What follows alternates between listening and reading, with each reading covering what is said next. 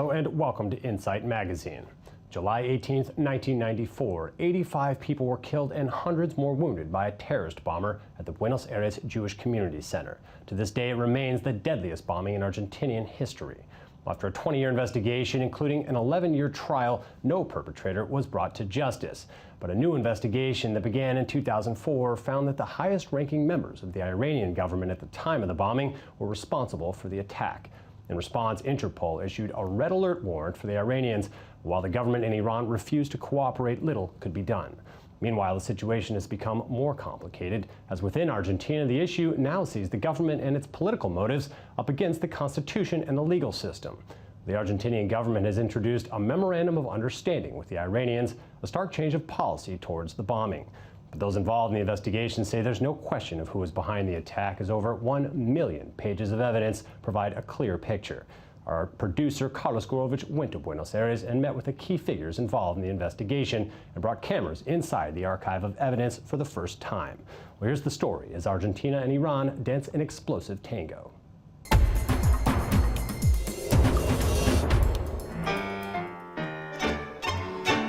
The popular motto says it takes two to tango. But for the last 20 years, Iran and Argentina have been dancing an explosive tango together, from which neither side can shake themselves loose. For the first time in the 20-year history of the AMIA affair, a television camera has gotten access to the archives of the investigation, led by Special Attorney Alberto Nisman.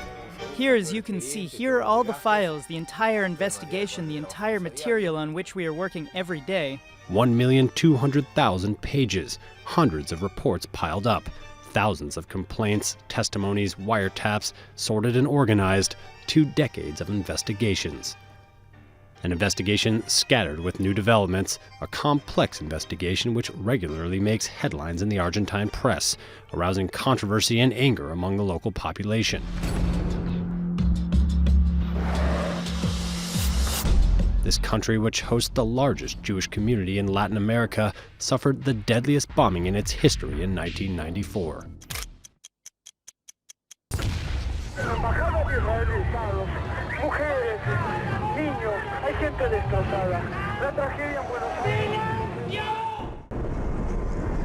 A car bomb exploded in front of a building in the heart of Buenos Aires, the building that hosts the AMIA, or Jewish Community Center. Argentina is in shock. 85 people have been killed, 230 wounded. Very quickly, an investigation was launched, and initial evidence pointed the finger at Hezbollah as the perpetrator of the attack, and Iran as its sponsor. Based on the investigation of the state prosecutor, we arrive not at a conclusion, but at signs, at some proof that a certain section of the Iranian community was behind these attacks. However, what reasons did Iran have to attack Argentina, one of its most important trading partners in Latin America, particularly in the nuclear domain? In 1991, President Menem decides to withdraw from the Organization of Non-Aligned Countries, and under pressure from Washington, Buenos Aires breaks off its nuclear cooperation agreements with Iran. The transfer of nuclear technology is suspended and subsequently canceled. According to the investigators, the bombing was a type of punishment from Tehran, a theory supported by numerous experts, as affirmed by Paula Bota, an expert in Argentine-Iran relations. Argentina made a very precise calculation. The transfer of nuclear technology would cause bad relations with the United States and therefore had to be suspended. And so that was what happened in December 91 and January 92, the unilateral suspension by Argentina of its nuclear contracts with Iran.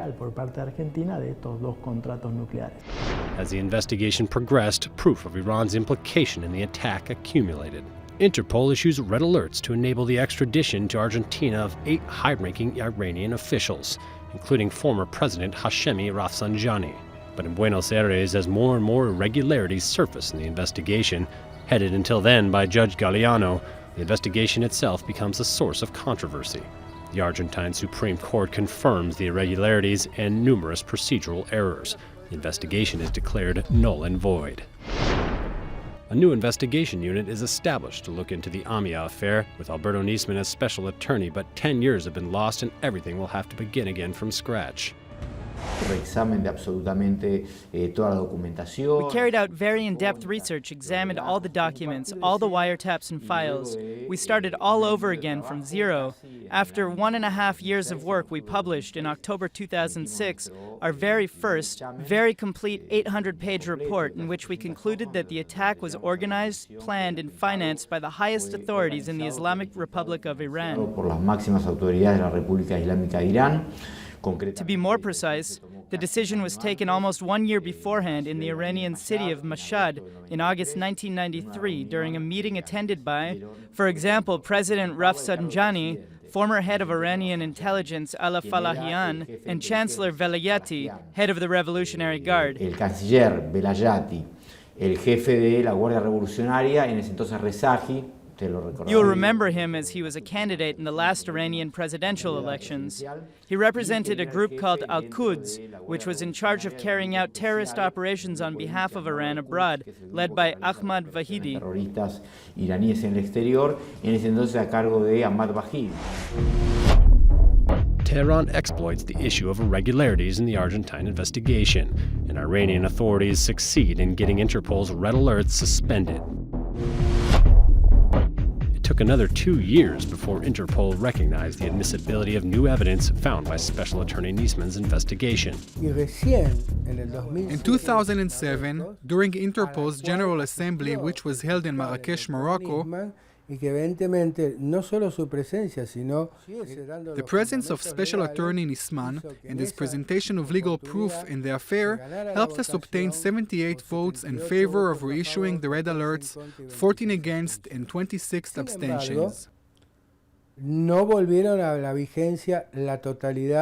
alerts were for 5 individuals: Ali Falkhani, Muhsen Rabbani, Muhsen Rezai, Ahmad Reza Ashgari, and Ahmad Vahidi. However, Tehran continued to deny its implication in the attacks and refused to cooperate, thus blocking any possible progress. In the face of this impasse and 18 years after the attack, Argentina opts for a new strategy, a political strategy at the expense of the judicial process. After months of talks between Buenos Aires and Tehran, the two countries sign an agreement authorizing a revision of the investigation. The respective parliaments of the two countries have to ratify the creation of a commission of truth, composed of 5 jurists of international renown and assigned to study all the evidence on the attack. The conclusions will be given not to the legal authorities, but to the Argentine and Iranian governments. News of this commission immediately aroused a wave of criticism in Buenos Aires. Denounce this treaty. It's a mess, a disgrace and totally unacceptable. Iran doesn't care a hoot about what the Argentinians think, which is to carry out justice. It is total madness. The Argentine judiciary has stated that the attack was the work of the Iranian government and its highest-placed leaders are suspects. Consequently, it is impossible for any positive result to emerge from an agreement with this country. In a conference hall filled with representatives from political parties, Jewish organizations, and families of victims of the attack, Minister of Foreign Affairs Hector Timerman defended the position of the Argentine government. The sole reason behind this agreement is to carry out justice for the AMIA victims. So, you do not need to criticize or censor. Our primary objective is to seek the truth, carry out justice, and preserve the memory. Despite great opposition, the Argentine National Congress voted in favor of the agreement in the space of 48 hours. For Special Attorney Nisman, who's headed the investigation for over a decade, the truth already exists in the thousands of piles of proof lying in his archives. In his view, the Commission of Truth is nothing more than a political commission that violates the terms of the Argentinian Constitution and represents wholesale interference on the part of the executive in the judicial process. We do not know who will be in this commission or what they are going to say, but we know in advance that it will be the truth because it has been given this name, and whatever happens, there is no judicial supervision. It is a purely political organ. Hassan Rouhani comes to power in Iran. The Iranian nuclear program becomes the main issue, and negotiations begin with world powers. During this time, Argentina waits for the Iranian parliament to ratify the creation of the Commission of Truth. Ahora esperamos que nos digan si se ha aprobado el acuerdo. We are waiting for you to tell us if you have approved the agreement or when you are going to approve it. We need to have a date for the approval of the Commission, as well as a date for when the Argentine judge can go to Tehran. Para que el juez argentino. Yes, to Tehran. We are not scared. We shall go to Tehran. 20 years have passed. The AMIA building has been rebuilt, but the wound left by the bombing has not healed.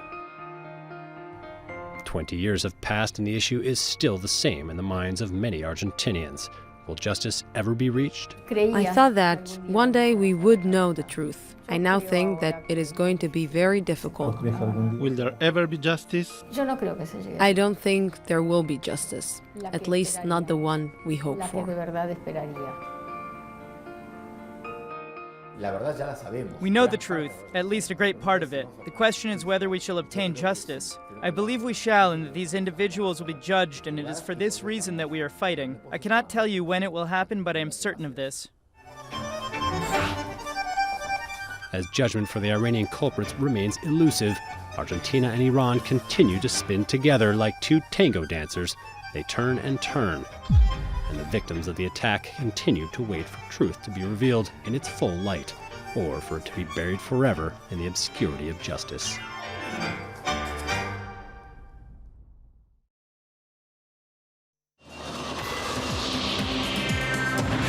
And we're joined in the studio by our producer, Carlos Gurovich. Carlos, thanks for being with us. Hello, David. So I have to ask you, why did the Argentinian government sign this memorandum of understanding with the Iranians? It is important to understand that for years, the Argentine government has requested that Iran allow the extradition of the suspects to be put on trial in Argentina. But now they have made a strategic change and have passed from the juridical request to a political demand. And for that purpose, Argentina and Iran signed this 9-point agreement that creates the Commission of Truth to review the entire case and pose questions to the suspects. But this questioning will not have any legal value. For